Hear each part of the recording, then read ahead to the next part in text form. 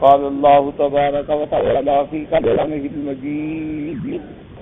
أعوذ بالله من الشيطان الرجيم. بسم الله الرحمن الرحيم. إذ يريكهم الله في منامك قليلا ولو أراكهم كثيرا لفشلتم ولتنازعتم في الأمر ولكن الله سلم إنه عليم بذات الصدور. وإذ يريكموهم إذا التقيتم في أعينكم قليلا ويقللكم في أعينهم ليقضي الله أمرا كان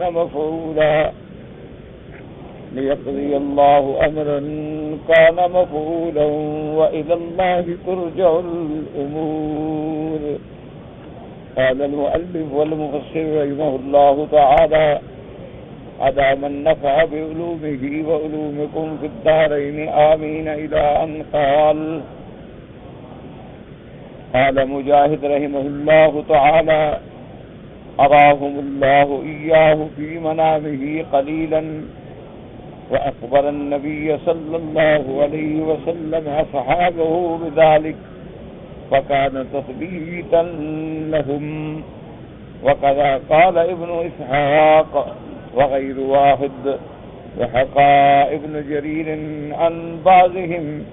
أنه رآهم بعينه التي ينام بها. اب سورۃ الانفال کی ان آیات مبارکہ میں اللہ تبارک و تعالیٰ نے غزوہ بدر کا ایک اور منظر جو ہے وہ پیش فرمایا ہے. اس میں اللہ تبارک و تعالیٰ نے ارشاد فرمایا کہ اذ یریکہم اللہ فی منامک قلیلا وَلَوْ أَرَاكَهُمْ كَثِيرًا لَفَشِلْتُمْ وَلَتَنَازَعْتُمْ فِي الْأَمْرِ وَلَكِنَّ اللَّهَ سَلَّمَ. کہ اللہ تبارک و تعالی نے دکھلایا آپ کو نیند میں دشمنوں کا عدد تھوڑا. اگر وہ اللہ پاک دکھلا دیتے زیادہ تو تم حوصلہ ہار جاتے اور جھگڑتے اس مسئلے میں کہ اب ہم کیا کریں. لیکن اللہ نے ان کو تھوڑا دکھا کر اس اختلاف سے آپ لوگوں کو محفوظ رکھا. اب دیکھیں کہ جیسے کہ پہلی آیات مبارک میں آپ نے پڑھا ہے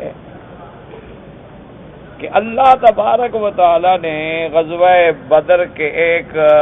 خاص منظر کا ذکر فرمایا تھا کہ جب تم اذ انتم بالعدوۃ الدنیا، تم اس طرف قریب تھے، وہم بالعدوۃ القصویٰ، وہ اس طرف دور تھے، والرکب اسفل منکم، اور قافلہ جو ہے تم دونوں جماعتوں سے بہت نیچے سمندر کی طرف تھا. اللہ نے ایک منظر بیان فرمایا اور اس کے بعد اپنی قضاء و قدر سے حکمت سے فیصلہ فرما دیا کہ میرے نبی صلی اللہ علیہ وسلم اگر آپ لوگ خود بھی کسی جنگ کا کوئی معاہدہ کرتے، پروگرام بناتے تو ہو سکتا ہے وہ پورا نہ ہوتا. کیوں؟ اس کی وجہ ہوتی ہے کہ کبھی تو یہ بھی ہو سکتا ہے کہ کافر نہ آتے موقع پر، اور یہ ہو چکا. جنگ احد کے بعد جب مسلمانوں کو وقتی طور پہ شکست کا سامنا کرنا پڑ گیا تو حضور صلی اللہ علیہ وسلم جب تشریف لائے اور فارغ ہوئے جہاد سے اور صحابہ کے شہادت کے جنازے سے، تدفین سے، تو اللہ کے جبریل جو تھے وہ تشریف لائے. جبریل علیہ السلام نے آگے عرض کیا کہ یا محمد صلی اللہ علیہ وسلم، آپ نے تو بالکل زیریں بھی اتار دی اور گویا کہ بس فارغ ہو گئے، ابھی تک اللہ کے فرشتوں نے تو نہیں اتارا ہے لباس، اور آپ جو ہے فوراً صحابہ کو حکم دیں اور کافروں کے تعاقب کے لیے نکلیں. حضور صلی اللہ علیہ وسلم نے حکم دیا، اتنے بڑے ابتلاء و امتحان کے بعد حضور پاک کی فرما برداری میں، غلامی میں صحابہ نے 1 منٹ بھی نہیں لگایا، فوراً تیار۔ اور پھر مشرکین کا تعاقب کیا، مشرکین مکے کی طرف بھاگ رہے ہیں، حضور صلی اللہ علیہ وسلم تعاقب میں ہیں، حالات عجیب پیدا ہو رہے۔ اصل میں اللہ کی حکمت تھی کہ جیسے خالد بن الولید نے اپنی قوتوں کو جمع کر کے اس درے سے جہاں سے اصحاب رسول رضوان اللہ علیہم اجمعین وقتی طور پہ ہٹ گئے تھے، حملہ کر دیا اور فتح شکست میں بدل گئی، ہو سکتا ہے کہ کافر مدینہ منورہ کی طرف جاتے جاتے راستے میں رکنے کے بعد انہیں سوچ آئے کہ ہم نے کیا کامیابی حاصل کی، کو سوچ آئے کہ بھی ہم نے کیا کمایا، آخر مکہ مکرمہ سے چلے، اتنی فوجیوں پہ خرچ کیا، اتنے بڑا لشکر لے کے نکلے، یہود نے بھی ہمارے ساتھ وفا کی اور سرکار دو جہاں سیدنا محمد الرسول اللہ صلی اللہ علیہ وسلم کا ساتھ چھوڑ دیا، اور پھر احد میں ہم کامیاب بھی ہو گئے کہ حضور کے صحابہ شہید ہو گئے، حضور صلی اللہ علیہ وسلم زخمی ہو گئے،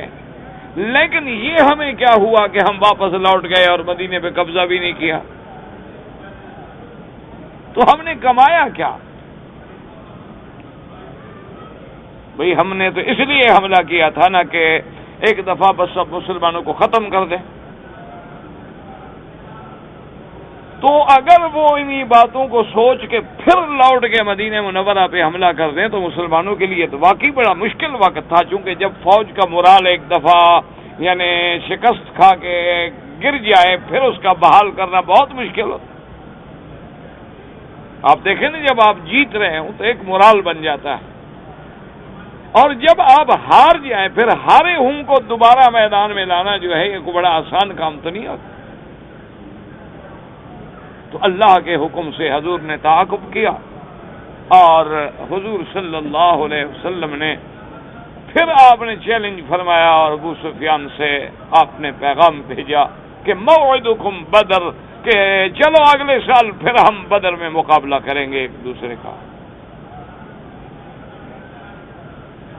نے بھی کہا کہ ٹھیک ہے، انہوں نے کہا چلو اب تو نہ کر سکے، چلو اگلے سال پھر بدر میں تیاری کر کے آئیں گے، لیکن کافر نہ آئے۔ تو اس لیے میرے اللہ نے فرمایا کہ میرا محبوب یہ سب میری قضاء و قدر کے فیصلے ہیں، یہ سب میرے احکام ازلی ہیں، میری قضاء و قدر کے فیصلے ہیں جو کبھی نہیں بدل سکتے۔ جنہیں آپ بخت و اتفاق سمجھتے ہیں وہ بھی میری تقدیر کے فیصلے ہیں، لیکن وہ جب تک واضح نہیں ہوتے ہیں سمجھ نہیں آتا۔ یہ ہماری تقدیر کا فیصلہ تھا کہ نکلے تو آپ قافلے کے لیے، لیکن دونوں جماعتوں کو ٹکرا دیا، یہ بھی اللہ کا ایک فیصلہ تھا۔ اگر یہ میرا فیصلہ نہ ہوتا، تم اپنے پروگرام سے نکلتے تو کبھی ایسا اتفاق نہ ہوتا۔ ایک اب دوسرا منظر یہ دکھلایا گیا کہ جب آمنے سامنے آ گئے، بدر میں دونوں جماعتیں جمع ہو گئیں، اہل حق بھی آ گئے اور اہل باطل بھی آ گئے، تو اب اللہ نے ایک اور منظر دکھلایا، اور وہ منظر یہ تھا کہ حضور صلی اللہ علیہ وسلم کو خواب میں دکھلایا گیا کہ کافر تو بہت تھوڑے سے ہیں، کا عدد جو ہے وہ کچھ بھی نہیں۔ حضور صلی اللہ علیہ وسلم نے صحابہ کو خبر دی تو صحابہ جم گئے، اچھا ہم تو ڈر رہے تھے کہ 1000 ہیں اور اتنے ہیں اور اتنے ہیں، تو حضور پاک نے تو خواب دیکھا ہے، اور اللہ کے نبی کے خواب جو ہیں وہ تو ہمیشہ سچے ہوتے ہیں اور خواب تو وہی کے برابر ہوتے ہیں، تو اس کا مطلب ہے کہ بالکل ٹھیک ہے وہ تھوڑے۔ اللہ تبارک و تعالیٰ نے فرمایا کہ اگر یہ خواب ہم آپ کو نہ دکھلاتے اور ان کا عدد گھٹا کے آپ کی نظروں کے سامنے نہ لاتے تو ہو سکتا ہے آپ کی جماعت جو ہے وہ حوصلہ ہار دیتی کہ بھئی ایک آدمی 1 سے لڑے، ایک آدمی 2 سے لڑے، ایک آدمی 3 سے لڑے، یہ تو 1000 اور ہم 300۔ چلو اگر ایک دشمن کے پاس تلوار ہے دوسرے کے پاس لاٹھی تو ہو، ایک آدمی کے پاس دشمن تمہارے مخالف کے ہاتھ میں تلوار ہے، تمہارے ہاتھ میں لاٹھی تو ہو، ان کے پاس تلوار ہمارے پاس لاٹھی بھی نہ ہو، کھجوروں کی گوشے ہوں، کھجوریں کاٹ لو گوشے پکڑ لو ہاتھ میں، تو یہ کچھ سوچ سکتا ہے؟ تو اللہ نے فرمایا کہ یہ بھی ہمارا ایک فیصلہ۔ اچھا، یہ 2 دفعہ منظر آیا۔ ایک منظر وہ ہے جس کو اللہ نے فرمایا کہ فی منام کا، آپ کی نیند مبارک میں دکھلایا گیا، اور ایک دوسرا منظر یہ ہے کہ جب یہ آمنے سامنے ہوئے، فوجیں بالکل آمنے سامنے آ گئیں، تو اللہ تبارک و تعالی نے یعنی کافروں کو بھی کم کر کے دکھلا دیا، حتیٰ کہ ایک روایت میں آتا ہے کہ ابو جہل یوں دیکھ کے کہنے لگا کہ یار یہ تو کوئی 90 یا 100 کے برابر لگتے ہیں، تو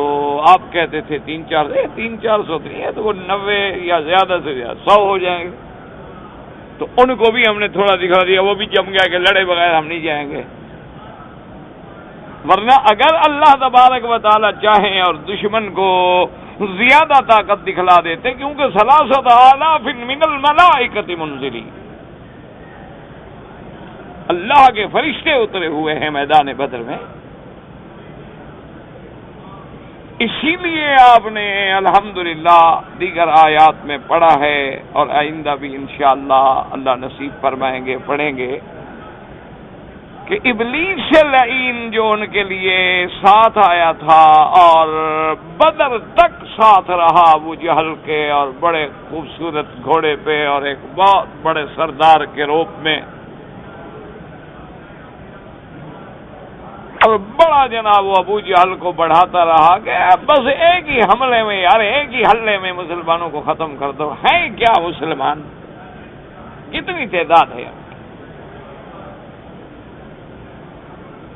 ہمیشہ یہ کافروں کے دماغ میں بات رہی ہے کہ ہمارا مقابلہ مسلمان کیسے کر سکتے ہیں؟ اب آ گئے اور این موقع آیا تو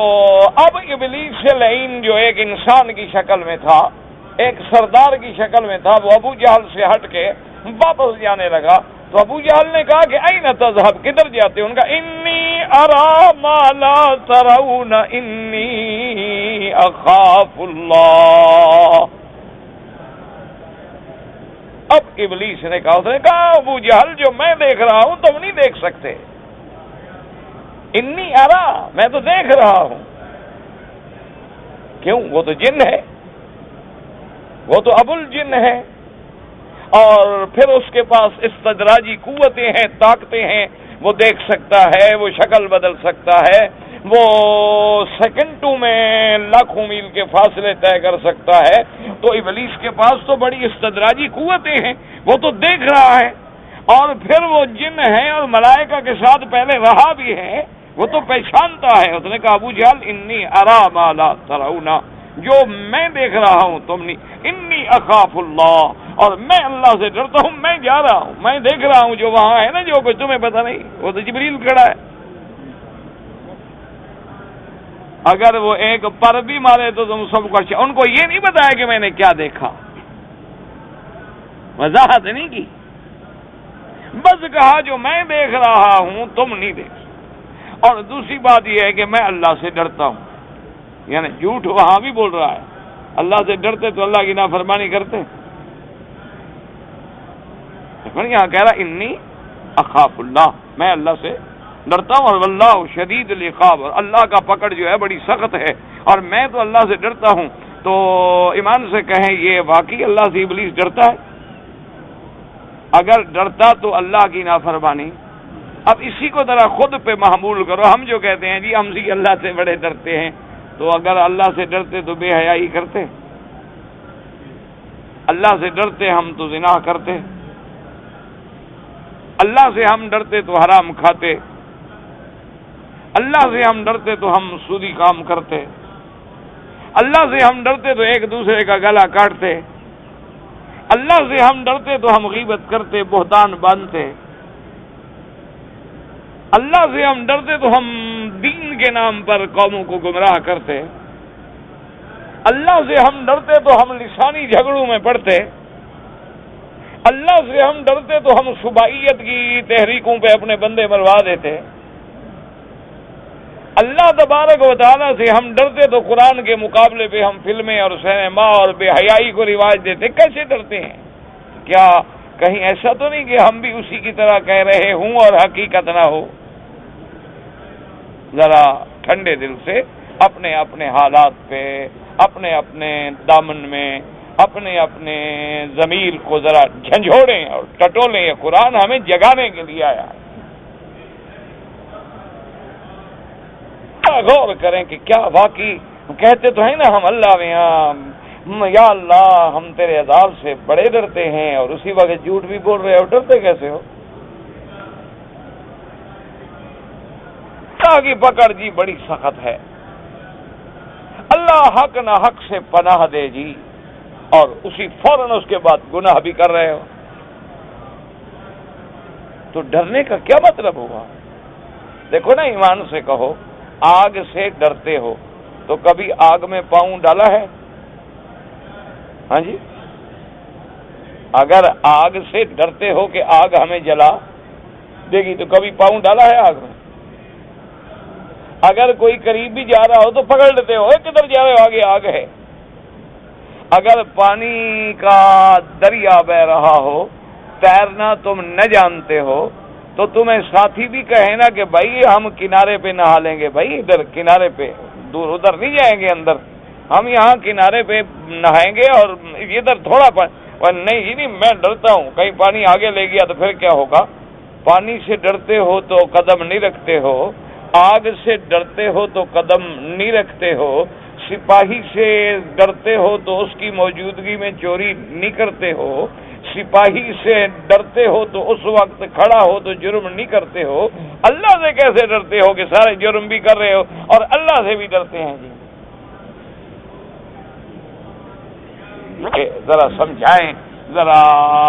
آپ بھی ٹھنڈے دل سے خدا کے لیے غور کریں، اور میں بھی اپنے دامن میں غور کروں کہ کیا واقعی ہم اللہ سے ڈرتے ہیں؟ کیا واقعی ہم سرکار دو عالم حبیب کبریا سیدنا محمد مصطفیٰ صلی اللہ علیہ وسلم سے محبت کرتے ہیں، آپ کی اتباع کرتے ہیں، آپ کی غلامی کرتے ہیں، اور واقعی حضور ہمیں ساری کائنات سے زیادہ محبوب ہیں؟ ذرا سوچ لیں، اگر واقعی حضور ہمیں، اب دیکھو نا جی، آپ کو اگر بیوی سے محبت ہے یا ماں سے محبت ہے، باپ سے محبت ہے، کسی دوست سے محبت ہے، اور تم بڑے اچھے مطمئن ہو، اچھی نوکری، اچھی جاب ہے، اچھی تنخواہ ہے، بڑے سیٹ ہو، لیکن وہ کہتے ہیں بھی چھوڑو جی آ جاؤ فوراً، وہ کہتے ہیں جی میں جا رہا ہوں، سب دوست کہتے ہیں بے وقوف ایسی اچھی نوکری پھر کہاں ملے گا؟ یا بھائی یہ میں ان کی بات نہیں ٹال سکتا۔ تو کیا اسی طرح کبھی تم نے حضور کی حکم کے سامنے بھی اپنی خواہشوں کو روکا ہے؟ کہ ساری دنیا تمہیں کہے کہ بھئی تم شیو کراؤ، تم انگریزی لباس پہنو، تم فیشن اختیار کرو، تم بیوی کو بے پردہ باہر لے کے چلو، لیکن تم کہو کہ نہیں میں نہیں کر سکتا کہ حضور کی حکم کے خلاف ہے، اور میرے محبوب ہے، میرے محبوب ناراض ہو جائیں گے، میں نہیں کر سکتا۔ کبھی آپ نے سوچا ہے؟ تو پھر ہم کس کو دھوکہ دے رہے ہیں؟ کس سے ہم فراڈ کر رہے ہیں؟ کہ ماشاء اللہ کعبہ شریف میں آ جاتے ہیں، اللہ کا طواف ہے، عبادت ہے، نماز ہے، اللہ کے آگے رونا ہے، اور لیکن جب تھوڑا سا سکون مل جائے، آرام مل جائے، سب باتیں بھول گئے۔ اس لیے اللہ نے فرمایا میرا محبوب دیکھو یہ دونوں منظر ہم نے دکھائے تاکہ ان کو تھوڑا کر کے دکھایا، آپ کو تھوڑا کر کے دکھایا، آپ جم گئے لڑنے کے لیے۔ اور جو حقیقت ہے چونکہ میرا فیصلہ تھا، اور اللہ تبارک و تعالی دلوں کی باتیں جو ہے جانتے ہیں، اسی لیے اللہ نے یہاں ارشاد فرما دیا کہ یہ جو ہے یہ بھی میری تقدیر کا فیصلہ تھا کہ یہ دو دفعہ دکھلایا۔ اذ یریکہم اللہ فی منامک قلیلا وَلَوْ وَرَاكَهُمْ كَثِيرًا لَفَشِلْتُمْ وَلَتَنَازَعْتُمْ فِي الْأَمْرِ وَلَكِنَّ اللَّهَ سَلَّمَ إِنَّهُ عَلِيمٌ بِذَاتِ الصُّدُورِ، جو کہ اللہ تبارک و تعالیٰ کی ذات ہے جو دلوں کے بھید جاننے والی، نیتوں کو جاننے والی، تمہارے افکار و خیالات کو جاننے والے۔ وَإِذْ يُرِيكُمُوهُمْ إِذِ الْتَقَيْتُمْ فِي أَعْيُنِكُمْ قَلِيلًا وَيُقَلِّلُكُمْ فِي أَعْيُنِهِمْ، جب تم آمنے سامنے ہوئے ہم نے پھر ان کو تھوڑا کر کے دکھلایا، اور انہیں بھی تمہاری تعداد جو تھی وہ تھوڑی کر کے دکھلائی۔ اگر اللہ چاہتے تو ملائکہ کی بھی ساری تعداد دکھلا دیتے تو کافر کبھی مقابلہ نہ کرتے، بھاگ جاتے، لیکن اللہ کا فیصلہ تھا کہ یہ جنگ تو ہونی ہے۔ لِيَقْضِيَ اللَّهُ أَمْرًا كَانَ مَفْعُولًا وَإِلَى اللَّهِ تُرْجَعُ الْأُمُورُ، تاکہ پورا ہو جائے وہ فیصلہ جو اللہ نے فیصلہ کر دیا ہے، جو اللہ کی قضاء و قدر ہے وہ ہو کے رہنی ہے، اور اس کے بعد ہر چیز جو ہے اور تمام امور جو ہے وہ اللہ کی طرف لوٹنے والے ہیں۔ اس لیے مفسر فرماتی ہیں، قال مجاہد رحمہ اللہ تعالی، حضرت مجاہد ان آیات کی تفسیر فرماتی ہیں کہ اراہم اللہ ایاہ فی منامہ قلیلا، اللہ پاک نے نیند میں دکھلایا کہ وہ تھوڑے ہیں۔ وَأَخْبَرَ النَّبِيَّ صلی اللہ علیہ وسلم اصحابہ بذلک، میرے آقا نے پھر اپنی جماعت صحابہ،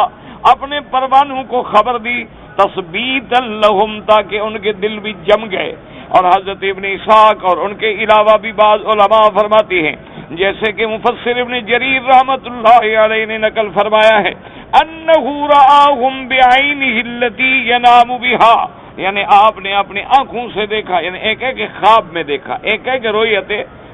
بصری کے ساتھ جاگتے ہوئے دیکھا۔ اصل بات یہ ہے کہ یہ دونوں ہیں، رویا خواب میں بھی دکھلایا گیا اور آمنے سامنے بھی دکھلایا گیا۔ وقد روى ابن ابي حاتم حدثنا ابي قال حدثنا يوسف موسى قال حدثنا ابو قتيبة عن سهل السراج عن الحسن في قوله اذ يريكهم الله في منامك قليلا قال بعينك، وهذا القول غريب وقد صرح بالمنام ها هنا فلا حاجة الى التاويل الذي لا دليل عليه۔ اب مفسر فرماتی ہیں کہ ابن ابی حاتم نے اس سند کے ساتھ ثالث سراج سے انہوں نے حضرت حسن سے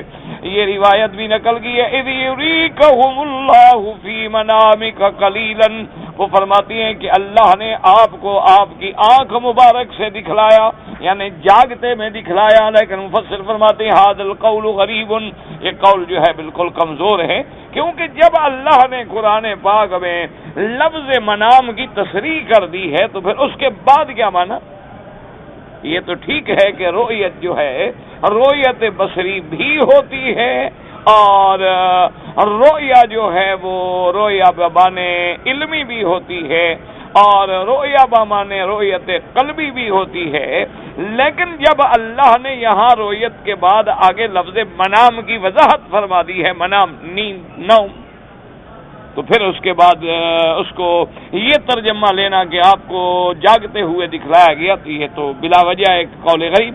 جیسے کہ سیدنا ابراہیم الخلیل علیہ الصلاۃ والسلام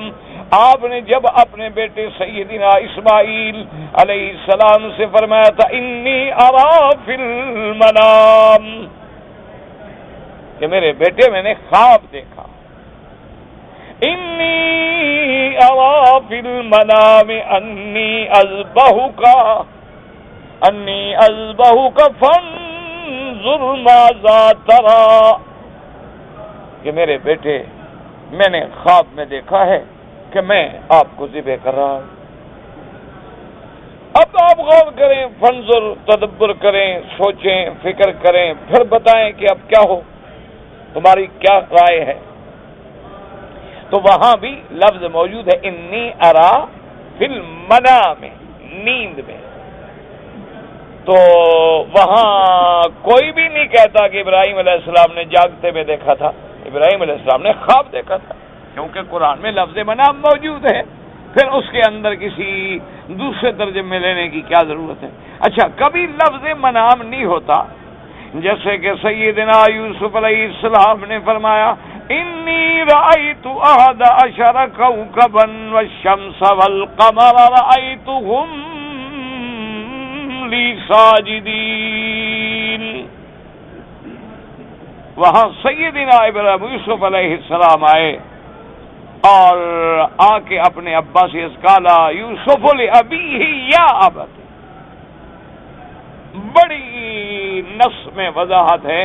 کہ سیدنا یوسف علیہ السلام نے آ کے اپنے ابا کی خدمت میں بات کی کہ انی رأیت احد عشر کوکبا والشمس والقمر رأیتهم لی ساجدین، ابا میں نے دیکھا ہے، یہاں لفظ منام نہیں ہے، یہاں لفظ انی رأیت، بات کو سمجھیں، وہاں ہے انی ارا فی المنام ہے، انی ارا فی المنام ہے، جیسے یہاں اذ یریکہم اللہ فی منامک قلیلا، یہاں بھی لفظ منام ہے، وہاں بھی لفظ منام ہے، لیکن یوسف علیہ السلام نے جو فرمایا تو وہاں لفظ منام نہیں ہے، لیکن قرینہ اور سیاق اور سباق جو ہے دیکھنا پڑتا ہے، کیونکہ چاند کا اور سورج کا اور تاروں کا اتر کے سجدہ کرنا یہ ہر آدمی سمجھتا ہے بھی خواب کی بات ہو رہی ہے، اور چاند سورج کیسے نہیں کیا گیا؟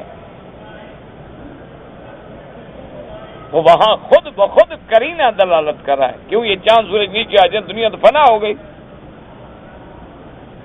چاند سورج کا زمین پہ آ جانا آپ کا کیا خیال ہے کہ پھر یہ دنیا رہے گی؟ جس دن یہ چاند سورج نیچے آ جائیں گے نا، خلاص فی امان اللہ، اذ الشمس كورت واذا النجوم انكدرت، اور کہیں فرمایا اذا السماء انشقت واذنت لربها وحقت، تو آسمان جب پھٹ جائیں گے اور سورج چاند گر جائیں گے تو پھر قیامت ہو گئی، کیونکہ یہ تو اتنے گرے ہیں کہ جس زمین پہ تم رہتے ہو نا، اس سے تو 14 دفعہ گنا بڑے ہیں، عظیم کرے ہیں، تو اللہ تبارک و تعالیٰ کی شان ہے اور اس کا کمال ہے کہ جس نے اتنا بڑا آسمان اور اس میں اتنے بڑے بروج، اتنے بڑے ابواب اور اتنے بڑے قرات اور اتنے بڑے کواکب و نجوم بنائے ہیں، یہ تو اس کے کمال قدرت پہ دلالت کرنے والی چیزیں ہیں کہ آج دیکھ لیں کہ علم جتنا بڑھتا جا رہا ہے، اللہ کی قدرتوں پہ یقین اتنا کامل ہوتا جا رہا ہے، جتنا علم بڑھتا جائے گا اللہ کے فیصلوں پہ یقین بڑھتا چلا جائے گا۔ آپ دیکھ لیں، کبھی آپ نے سوچا ہے کہ حضور پاک نے ارشاد فرمایا کہ ایک وقت آئے گا مہدی علیہ السلام کا ظہور ہوگا، پھر عیسیٰ ابن مریم کا نزول ہوگا، اور پھر حدیثیں کھول کے دیکھیں کہ خراسان کا لفظ موجود ہے، وہاں سے جماعتیں آئیں گی۔ آج ذرا پورے دماغ کو دوڑائیں کہ دنیا میں ملحد ہیں، مشرک ہیں، کافر ہیں، آپ دیکھیں کہ اسی سرزمین پہ اللہ نے پہلے الہاد کو توڑا، اور اب اللہ بہت انشاءاللہ وہ وقت قریب ہے کہ جب کفر، یہ جو ابھی وہ شوخیاں دکھا رہے ہیں نا جی کہ مسلمانوں کو کبھی فلسطین میں مارتے ہیں کبھی کشمیر میں مارتے ہیں، یہ بالکل یوں سمجھ لیں کہ بھڑکتا ہے چراغ صبح جب خاموش ہوتا ہے، یہ ان کی وہ آخری دیکھیں نا، آپ جب تیل ختم ہونے لگے نا، آپ دیا جلا رہے ہوں تو آخر میں ہوتا بھڑکتا ہے، زیادہ لائٹ نظر آتی ہے آپ کو، حالانکہ وہ ختم ہو رہا ہوتا ہے، اس کے بعد وہ بجھ جاتا ہے، یہ بھی بجھنے کے قریب آ گئے ہیں۔ لیکن چونکہ اللہ کی عالمی تاریخیں جو ہیں وہ اس طرح نہیں ہوتی جیسے آپ کی ہماری ہوتی ہیں، وہ تو پھر جیسے اللہ نے فرمایا قیامت قریب ہے، بالکل قریب ہے، لیکن کتنے سال گزر گئے، تو وہ پیمانے الگ ہیں۔ اسی طرح واقعات ظہور پذیر ہو رہے ہیں، جس طرح 1400 سال پہلے میرے آقا نے، محبوب دو عالم نے، حبیب کبریا سیدنا محمد مصطفیٰ صلی اللہ علیہ وسلم نے جو فرمایا تھا، اگر اللہ تمہیں بصیرت عطا فرمائے، اللہ اگر تمہیں آنکھ دیکھنے والی عطا فرمائے، تو جو منظر میرے آقا نے بتایا تھا بالکل ایک ایک کر کے سامنے آ رہا، ایک ایک سامنے آ رہا۔ لیکن دعا کرو کہ اللہ دین والوں کو اتفاق اور ہدایت دے کہ وہ چھوٹے چھوٹے معاملات میں الجھ کے اپنے علم کو، اپنے فکر کو، اپنی قوتوں کو ضائع نہ کریں خدا کے لیے، وہ ان قوتوں کو باطل کے ساتھ ٹکرانے پہ خرچ کریں، نہ کہ آپس میں لڑ لڑ کے مر جائیں۔ تو اب بالکل سامنے منظر آ رہا ہے۔ اچھا دیکھیں نا، اب ہم حدیث مبارک میں پڑھتے ہیں کہ ایک وقت آئے گا پانی پہ لڑائی ہوگی۔ کبھی آپ نے اور کیا مطلب پانی پہ کیسے لڑائی ہوگی؟ تو آپ آدمی یہی سمجھتا ہے کہ کسی نہر کے کنارے پہ لڑائی ہو جائے گی یا کسی دریا کے کنارے پہ لڑائی ہو جائے۔ پڑھتے تو آپ بھی ہیں نا، پڑھتے ہم بھی ہیں کہ پانی پہ لڑائی ہوگی۔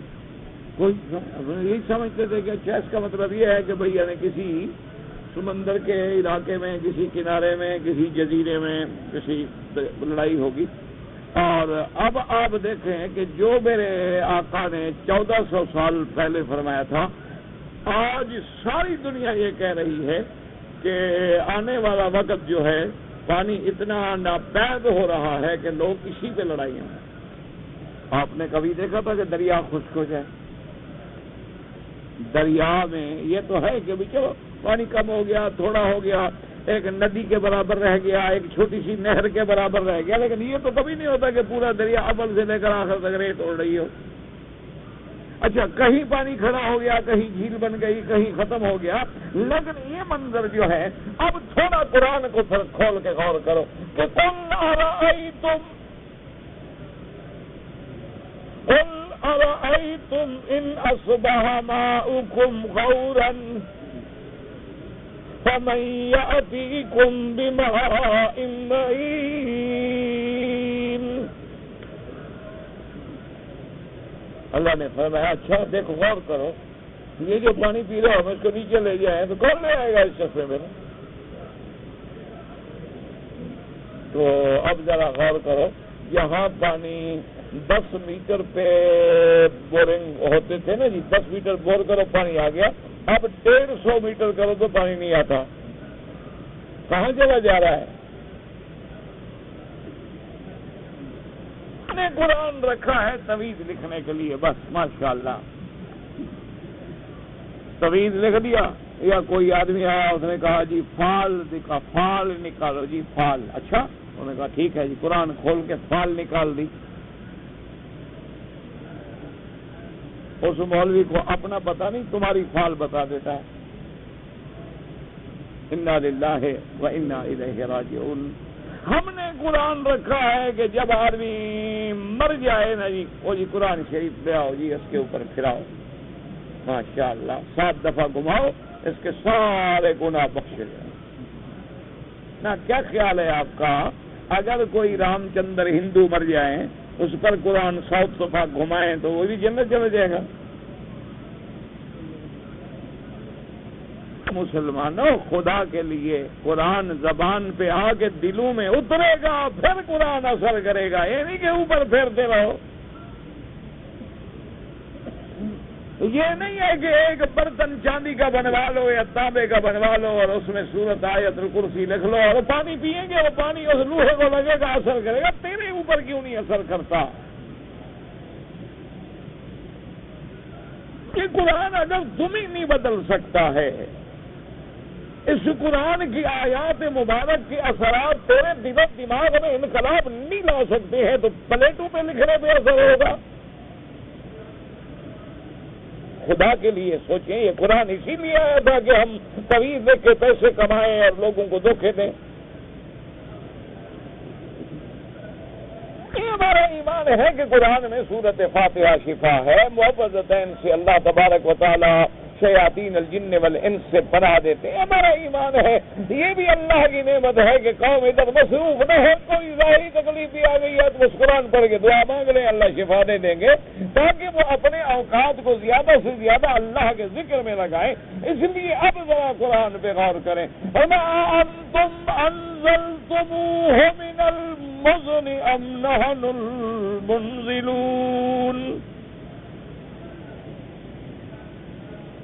نے فرمایا میرے بندے غور کرو، ان پانی کو آپ بادلوں سے ہم اتارتے ہیں یا تم اتارتے ہو؟ غور کرو، سوچو. أَفَرَأَيْتُمُ الْمَاءَ الَّذِي تَشْرَبُونَ أَأَنْتُمْ أَنزَلْتُمُوهُ مِنَ الْمُزْنِ أَمْ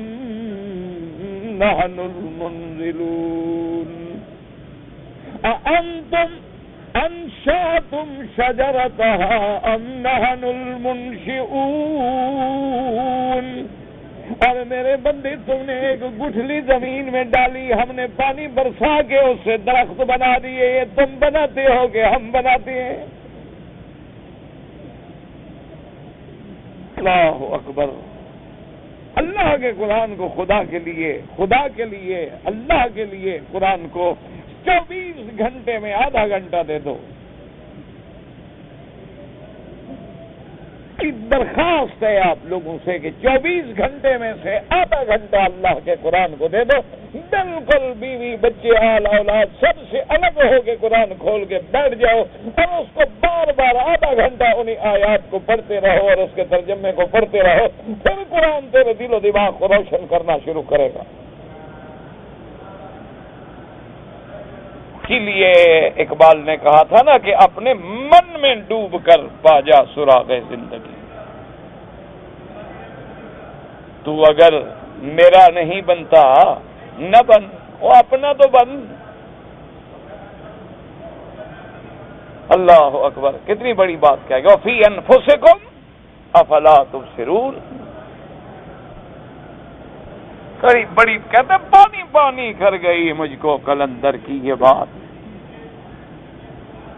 تو جھکا جب غیر کے آگے،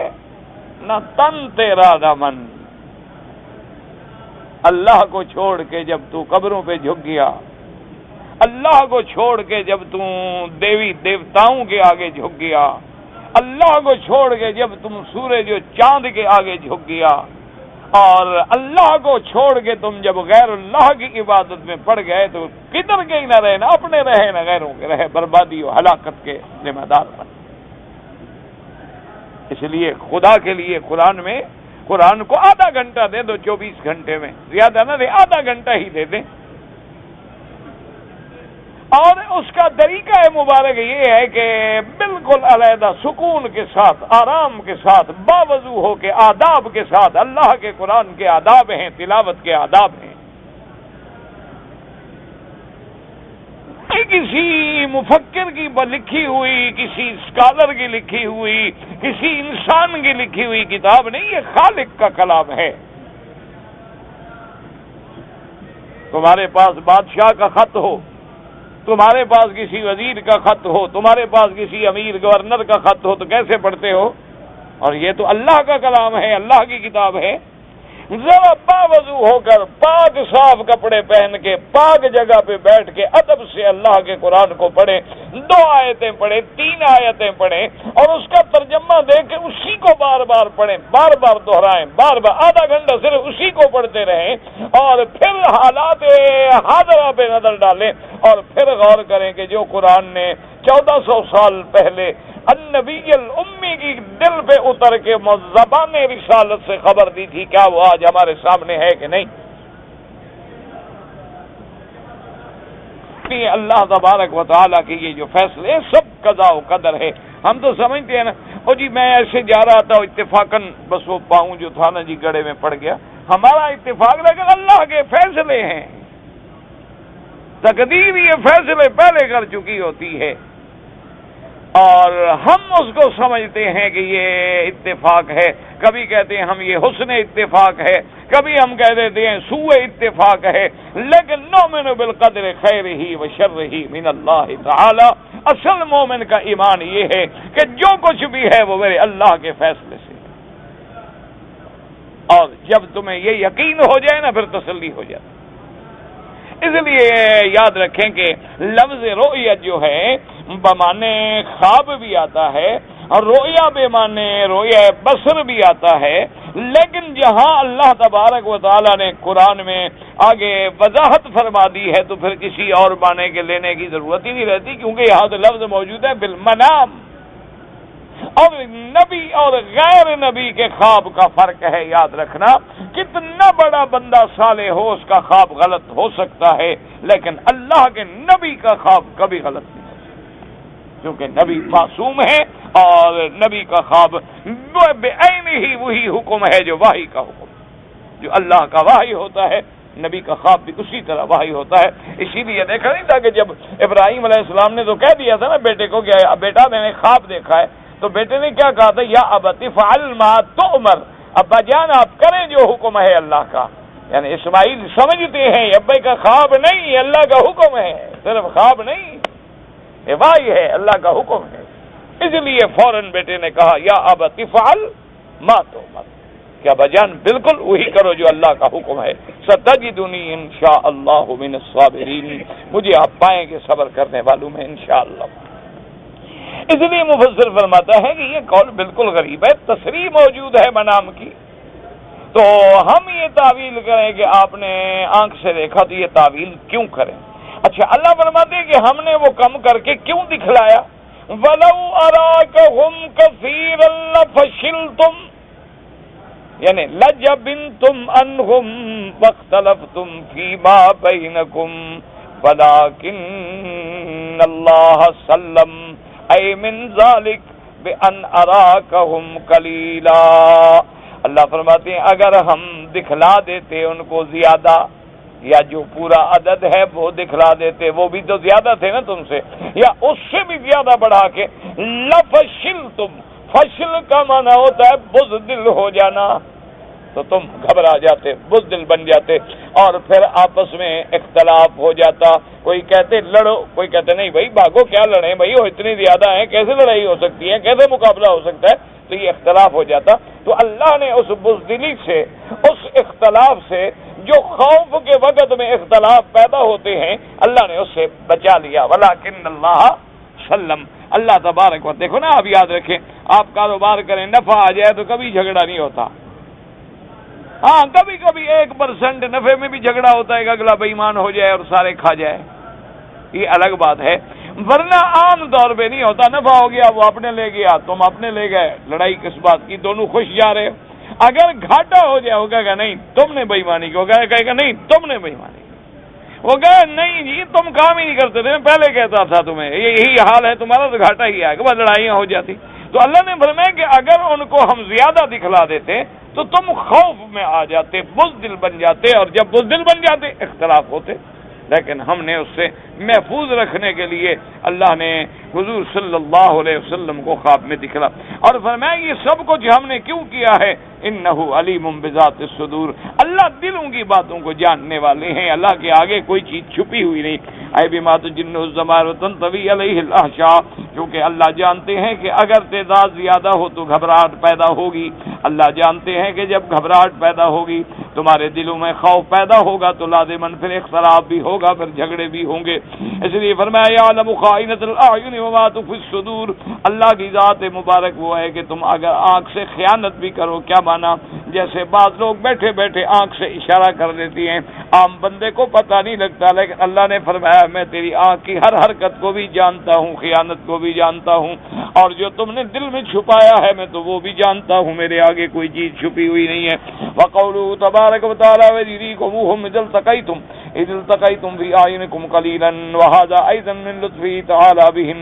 اذ اراهم ایاہم قلیلا فی رأی العین فیجرؤہم علیہم ویطعمہم فیہم۔ اب مفسر فرماتے ہیں کہ میرے اللہ نے اور لطف و کرم فرمایا، اللہ تبارک و تعالیٰ کا یہ بھی لطف و کرم ہے کہ جب آمنے سامنے آئے تو اللہ نے دشمن کی تعداد کو تمہاری آنکھوں میں گھٹا کے دکھلا دیا، اور جب وہ کم نظر آئے تو تم بہادر بن گئے۔ او یار تھوڑے سے ہیں، ہمت کرو، فکر نہ کرو، کوئی بات نہیں، ہم کتنے معمولی سے ہے،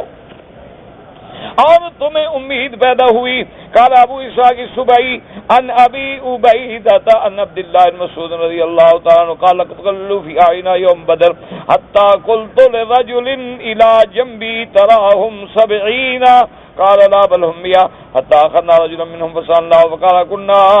1000۔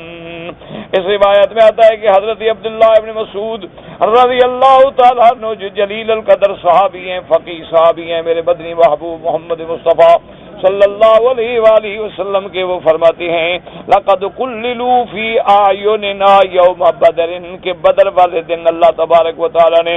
دشمنوں کو ہماری آنکھوں میں اتنا کم کر دیا کہ میں نے اپنے ساتھ جو ساتھی کھڑا تھا میں نے کہا اراہم 70، میرا خیال ہے 70 آدمی ہوں گے۔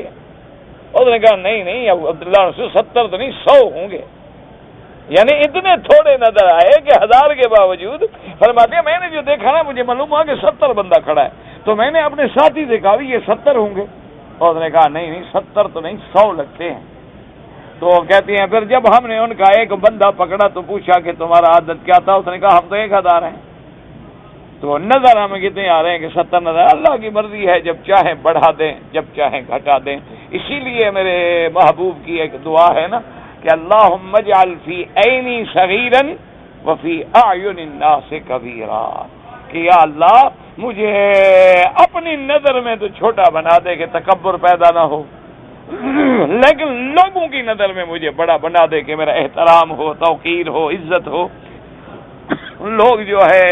وہ مجھے حقیر نہ سمجھیں۔ تو یہ اللہ تبارک و تعالیٰ کی قدرت دیکھیں، 1000 کا لشکر ہے اور صحابی کہتے ہیں 70 ہوں گے، دوسرا کہتے ہیں نہیں 70 تو نہیں ہوں گے 100 ہوں گے شاید۔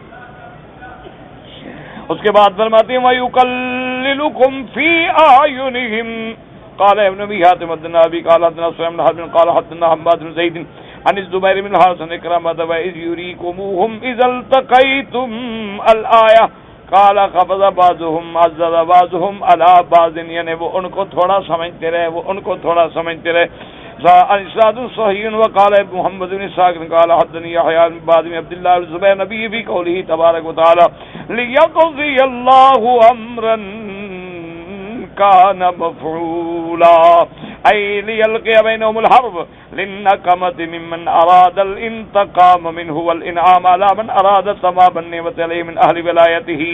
تاکہ اللہ کا فیصلہ پورا ہو جائے۔ اللہ نے اپنے دشمنوں سے جو انتقام کا فیصلہ کیا ہے ان سے انتقام مکمل ہو جائے، اور اللہ نے اپنے پیارے اپنے اولیاء اپنے ماننے والوں کی جو مدد کا فیصلہ فرمایا کہ ان پہ انعام کریں، مسلمانوں پہ انعام کریں، کہ اگر قافلہ ملتا تو صرف مال ملتا، لیکن اللہ نے یہاں دشمن کی قوت کو بھی تباہ کیا اور مال بھی عطا فرمایا، اللہ نے دونوں نعمتیں عطا فرما دی۔ یہ ساری اللہ کی تقدیر کے فہمان ھذا انہ تعالی اغرا کل من الفریقین بالآخر وقللہ فی عینہ لیطمع فیہ وذلک عند المواجہۃ، اللہ نے دونوں کو تمے میں ڈالا، وہ سمجھتے ہیں یہ تھوڑے ہیں ہم ختم کر دیں گے، وہ سمجھتے ہیں یہ تھوڑے ہیں ابھی ہم ان کو مٹا دیں گے، تاکہ لڑیں، اللہ کی تقدیر کا فیصلہ جو ہے وہ پورا ہو جائے۔ اور اس کے بعد فرماتی ہیں فلما التهم القتال، جب عین جنگ بھڑک اٹھی، وأيد الله المؤمنين بألف من الملائكة مردفين باقی حضرت کفایات ایمان ضعیفیہ۔ اب جب عین جنگ چھڑ گئی اور اللہ نے فرشتوں کو اتارا، اللہ کے فرشتے آئے، اب جناب جو کافروں کی جماعت ہے وہ دیکھتے تھے کہ مومن جو ہے حزب الایمان جو ہے وہ ضعیف ہے، تو کیا بھائی ہم تو سمجھتے تھے تھوڑے، تو ہم سے بھی دو گنا ہے، یہ تو زیادہ ہے، 2000 ہے، وہ تو فرشتے آ گئے نا۔ کما قال تبارک و تعالی قد کان لکم آیۃ فی فئتین التقطا فئۃ تقاتل فی سبیل اللہ واخری کافرۃ یرونہم مثلیہم رأی العین واللہ یؤید بنصرہ من یشاء ان فی ذلک لعبرۃ لأولی الابصار۔ اللہ فرماتے ہیں تمہارے لیے اس میں میری قدرت کی نشانی ہے کہ جب دو جماعتیں آمنے سامنے ہو گئیں اللہ کے راستے میں، ایک اللہ کے راستے میں جہاد کرنے والے مومنوں کی جماعتیں اور دوسری کافروں کی جماعتیں، فرماتے ہیں یرونہم مثلیہم رأی العین،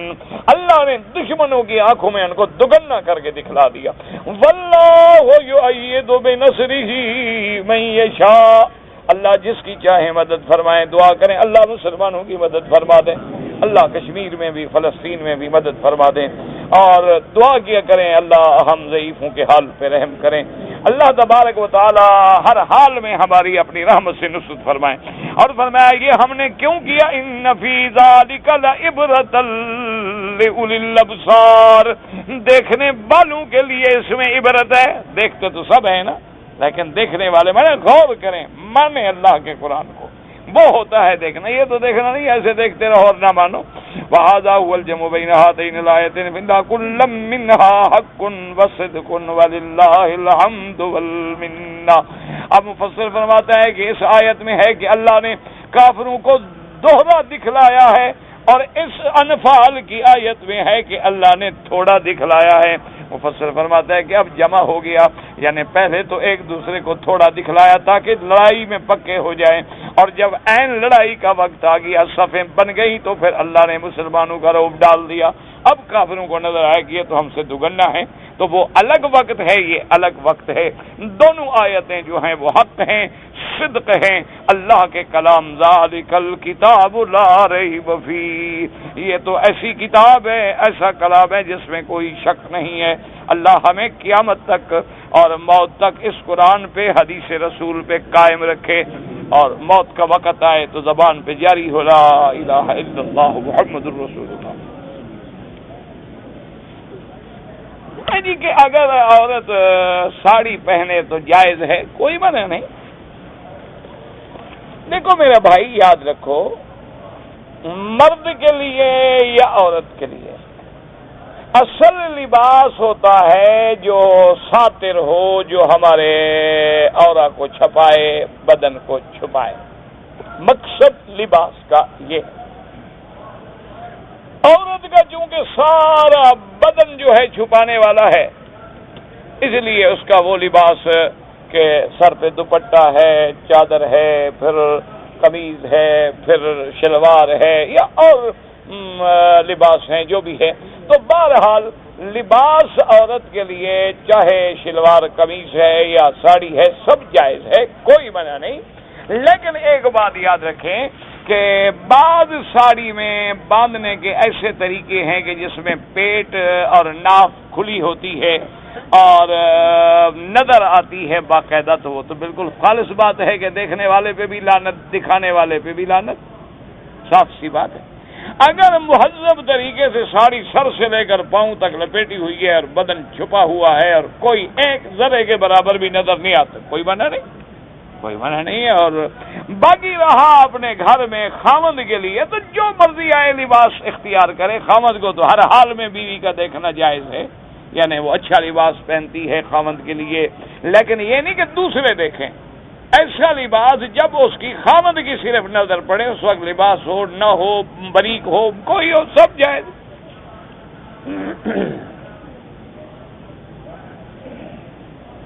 آدمی جھوٹ بولتا ہے، بات کر کے مکر جاتا ہے، اگر جرگے میں کہا جائے کہ تم قسم دو، جب جانتے ہو جھوٹا ہے تو قسم اٹھانے کا کیا فائدہ؟ تو جھوٹا تو پھر جھوٹی قسم بھی کھا جائے گا۔ بھئی جب تم جانتے ہو کہ وہ جھوٹا ہے، اور پھر یہ ہے کہ ہمیں کیا حق حاصل ہے کہ ہم کسی کو کہیں کہ قسم اٹھاؤ؟ شریعت میں یاد رکھیں کہ قسم وہاں اٹھائی جاتی ہے کہ ایک آدمی نے الزام لگایا کہ اس شخص نے میرا 1000 ریال چوری کیا ہے، تو اب اسلام یہ کہتا ہے کہ البینۃ علی المدعی، جو مدعی ہے الزام لگانے والا، وہ ثابت کرے۔ اگر مدعی کہے کہ جی میرے پاس ثبوت کوئی نہیں، گواہ کوئی نہیں، کسی گواہ نے دیکھا نہیں، میں گواہ نہیں دے سکتا، کہاں سے گواہ لے آؤں؟ لیکن میرا ظن، میرا شک، میرا یقین اسی پہ ہے، تو اب اسلام کہتا ہے وَلْيَمِينُ عَلَى مَنْ أَنْكَرَ، اگلا کہتا ہے کہ جی میں نے نہیں اٹھایا، تو اب مدعی چونکہ ثبوت نہیں دے سکا، اسلام کہتا ہے کہ اس کو ہم کہیں گے بھی تم حلف اٹھاتے ہو، تم قسم اٹھاتے ہو کہ میں نے چوری نہیں کی ہے؟ وہ کہ میں اٹھاتا ہوں، تو بس ختم ہو گئی بات۔ یہ نہیں کہ ہم بلا وجہ کسی کو کہیں کہ تم قسم اٹھاؤ، تم قسم اٹھاؤ، کس بات کی؟ بہرحال یہ ہے کہ اگر وہ جھوٹا آدمی ہے، یہ ہو سکتا ہے کہ کبھی جرگے میں آ کر، لوگوں کے سامنے آ کر بعض جھوٹے بھی جرأت نہیں کرتے جھوٹ بولنے کی، تو بہرحال حالات کے مطابق میں نے آپ کو بتا دیا ہے۔ اور ایک بات یاد رکھا کرو، یہ ہماری اپنی برادری ہے نا، یہ بلوچونی میں زیادہ جرگے ہوتے ہیں، ایک بات اگر تم تھوڑا سا مہربانی کرو نا جی، لوگوں کو، اپنے سرداروں کو، اپنے وڈیروں کو سمجھا لو، تو مسئلہ آسان ہو جائے گا کہ جرگے میں جہاں بڑے بڑے سردار آتے ہیں قوموں کے، وہاں ایک عالم کو بھی بلا لیا کرو، پھر تمہارے فیصلے جو ہیں نا انشاءاللہ وہ اسلامی ہو جائے گے، کہ اس عالم سے صرف یہ رائے لے لی کہ حضرت شریعت میں کیا حکم ہے، باقی فیصلہ آپ اسی طرح کریں جیسے سردار کرتے ہیں، آپ کی سرداری میں کوئی فرق نہیں آئے گا، لیکن علماء کی مشاورت سے، عالم کی رائے لینے سے آپ خلاف قرآن و سنت کرنے سے بچ جائیں گے۔ وہ آپ کو بتا دے گا جی کہ قرآن و حدیث میں اس کا یہ حل ہے، باقی آپ جانیں، آپ کا کام جانیں۔ ایک مولوی صاحب کہتے ہیں کہ اگر کوئی مکے میں رہتے ہوئے عمرہ کرنا چاہے تو احرام گھر سے باندھ لے۔ میرے بھائی بہرحال ایک بات یاد رکھیں کہ جمہور مجتہدین، محدثین، ائمہ، فقہا کا یہ بالاتفاق فیصلہ ہے کہ اگر آدمی نے مکے میں رہنے والے نے عمرہ کرنا ہے تو لازم حد حرم سے باہر جا کے احرام باندھے۔ ہاں جب حج پہ جائے مکے میں رہنے والا تو پھر اپنے گھر سے احرام باندھے، اور اسی پہ دلائل ہیں، باقی میری عادت نہیں ہے کہ میں ایسے مسائل پہ بلا وجہ اکھاڑا بناؤں یا محاذ بناؤں، یہ جن کے مقدر میں ہے اللہ انہیں مبارک کرے، ان کا کام ہے بس انہی مسائل پہ لڑتے رہتے ہیں، اللہ ہدایت دے۔ ہم تو ان کے لیے بھی دعا کرتے ہیں، اور ہمارے پاس دعا کے سوا ہے کیا؟ میرے بھائی یہ ایک نہیں، ایک تو ہوتا ہے نا کہ مسئلہ چلو بھی ایک امام، یہ تو متفق یعنی مسئلہ ہے۔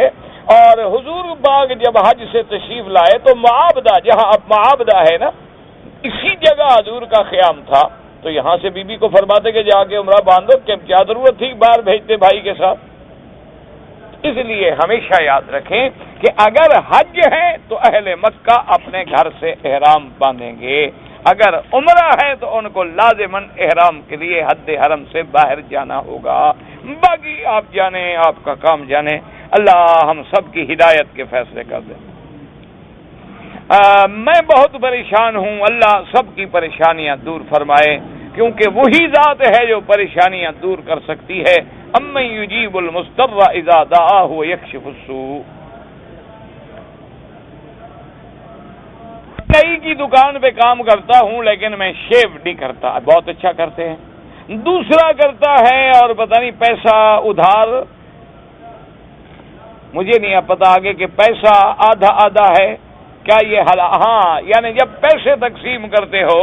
تو ان میں سے بھی تمہارا حصہ ہے اور تمہارے کام میں سے بھی ان کا حصہ ہے، تو بہرحال کوشش یہ کرو کہ ان کے پیسے کے ساتھ آپ کا پیسہ بھی نہ ملے تو اچھی بات ہے، کیونکہ بلا وجہ اشتباہ جب آ جائے، ورنہ آپ تو مزدوری کا اپنا لے رہے ہیں، آپ نے تو شیو نہیں کی ہے۔ لیکن حضور کا فرمان ہے کہ الحلال بین والحرام بین، حلال بھی واضح ہے، حرام بھی واضح ہے، وہ بینہما امور مشتبہات، ان کے درمیان میں امور ہوتے ہیں جن میں اشتباہ ہوتا ہے، اس لیے بچنے کی کوشش کریں، ورنہ انشاءاللہ آپ اپنا حلال حق لیتے ہیں اور بہت اچھا کرتے ہیں کہ یہ ہے اصل میں اتباع سنت، کہ عین دکان پہ بھی کھڑا ہے، کام بھی بیچارہ سیلون پہ کر رہا ہے لیکن شیو نہیں کرتا، اللہ اس کا تمہیں اتنا اجر دیں گے۔ یہ صرف یہ نہیں کہ تم خلاف سنت کا نہیں کر رہے، بلکہ تم سنت کی تبلیغ بھی کر رہے ہو، تم دعوت بھی، کیوں جب وہ آئے گا جی شیو کرو، کہتے ہیں میں تو نہیں کرتا جی، وہ کہے گا کیوں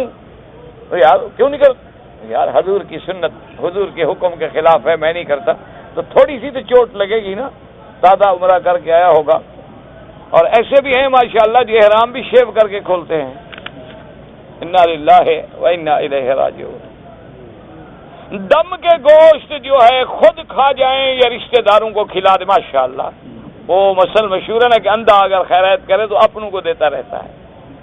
بہرحال یہ فقراء حرم، غریب لوگ جو حرم میں ہیں ان کو کھلائیں، اگر تمہارے رشتہ دار حرم میں رہتے ہیں اور